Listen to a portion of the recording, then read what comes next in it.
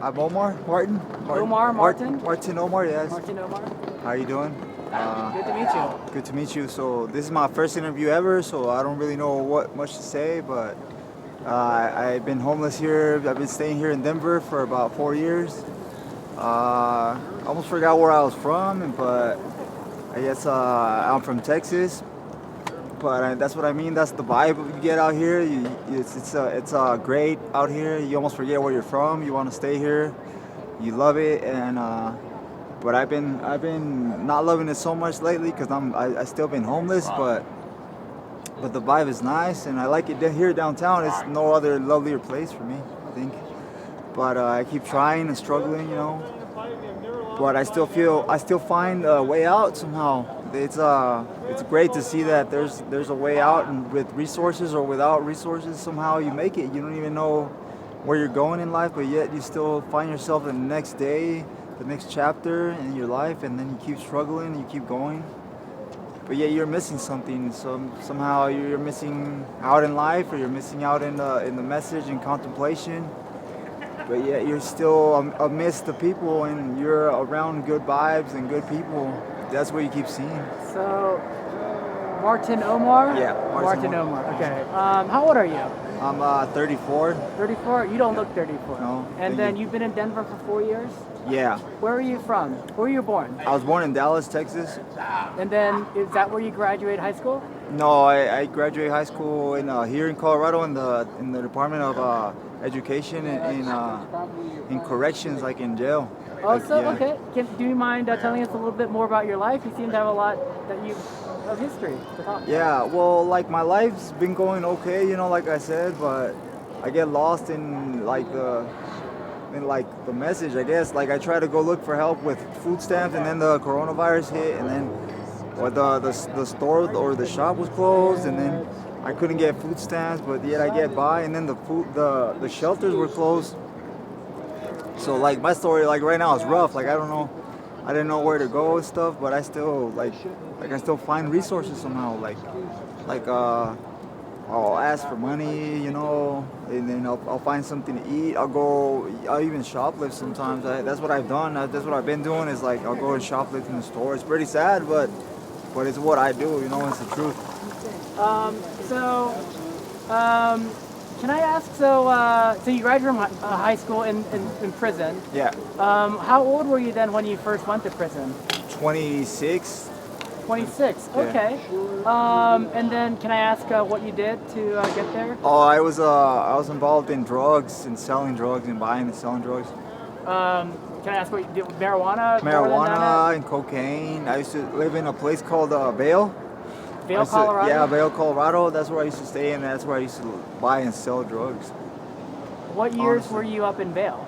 In 2010. 2010. Okay, so I'm sorry. Let me just think about this. So you're 34 years old. Mhm. So you're born in 1986. Yes. Wow. So you're born. A lot of good stuff going on in the 80s back then, and the Yeah. 80s, and then Vail. You're 24 years old. So you're selling. What brought you to Vail originally? What brought me was I accompanied my dad. He promised like a lot of work, so we traveled humbly over here. Is your dad? What can I ask? What your ethnicity is? What your background? Hispanic. Mexican or Yeah, he's Mexican. Mexican? Okay. And so you went to Vail for work with your Yeah. father. The family moved up there. Yeah. Okay. That's how we moved down there. That's how we ended up. I followed my father's footsteps. I followed him, and he brought us here. And that's how we ended up in Colorado, in Vail. And so your father, does he do like labor work? Like Yeah. Okay. Yeah, we did labor work, construction, like in carpentry, such things like Okay, that. so you're a carpenter then. Yeah. And then did you work carpentry work up in Vail too? Yeah, we did carpentry work. As a matter of fact, for a company that's down here, PCL, it's called. Okay. Oh, sure. We did work for them. Okay, so it's one thing to sell drugs. Did you use drugs too? Yeah, in a certain time, I did in a certain aspect of my life. It just. While you were selling, or? Yeah, no, I just came and it went, but I don't mess around with it. I'm trying to like eat more than do drugs now. Like honestly, Yeah. Yeah. like a lot of drugs is bad for you, but you need to eat, you need to sleep.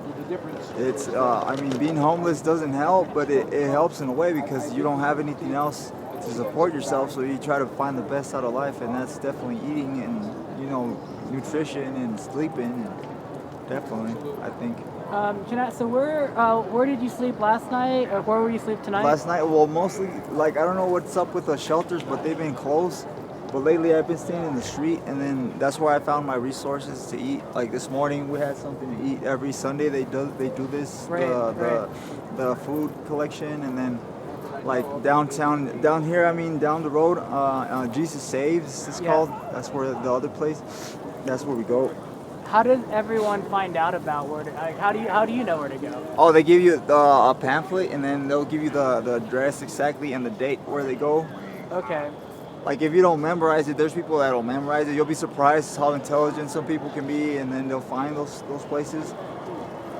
But mostly, it tries to be obligated here downtown. For some reason, they were talking about earlier about kicking out the homeless. You can't be in Denver, but it's surprising. It's where the most of the resources are, is downtown in Denver. Yeah.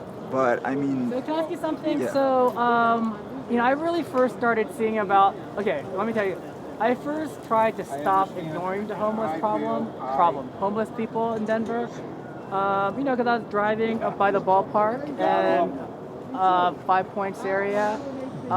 It seems to be a lot of people there. Like, is that a particular, like, why is everyone there and not here, for example? well, I think they're just mostly spread out, and they try to walk around and look for something in that area particularly. But I think it's mostly, that's what human nature is all about, is finding what you need for that day, or knowing that it's there ahead of time, or maybe communicating with somebody in the community, and then they let you know. It's about communicating. I think mostly humanity or human nature, homeless or not, I think it's about finding that direction, that sense of obligation. You're obligated to find, whether it's you're striving to survive, whether it's your hunger, your mentality.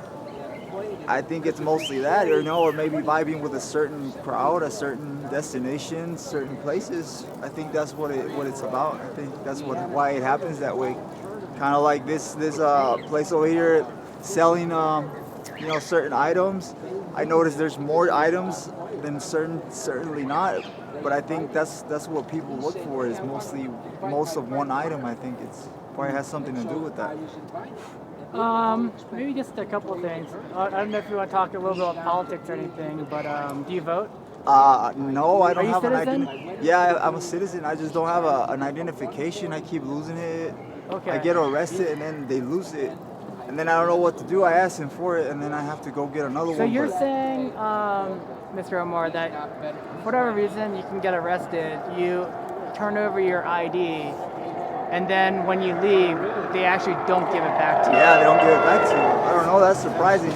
That almost sounds like this other guy we talked to. They went to jail and then or prison. I'm sorry. When he came back, he had no ID or social security card. Like, they just it's like good luck, It happens. I think it's part of the process. I think it just happens that way. Like you just go in one door and out the other, and they forget to give you what's in the door. You almost forget you're human along the way. Yeah. Okay. But I think it's that way. You need to have a certain obligation, a certain sense of it's almost like a sense of smell. You got to guide yourself by something, and get what you lose back, whether it's from the community or it's yours. It's got to come back, somehow. You need it. If you think about it, you need it for something, whether it's pleasure or business. You need it for cigarettes, or you need it for alcohol, or you need it to vote. One way or another, down the road, you're gonna need it. All right. We just got any final thing you'd like to say, and then I want to thank you for your time. Well, I just like to say, thank you to the community for their aspect in an obligation or in saying thank you, because it's definitely a thanks that I give back to the community in order for them to understand that we're all human inside and we all feel this connection.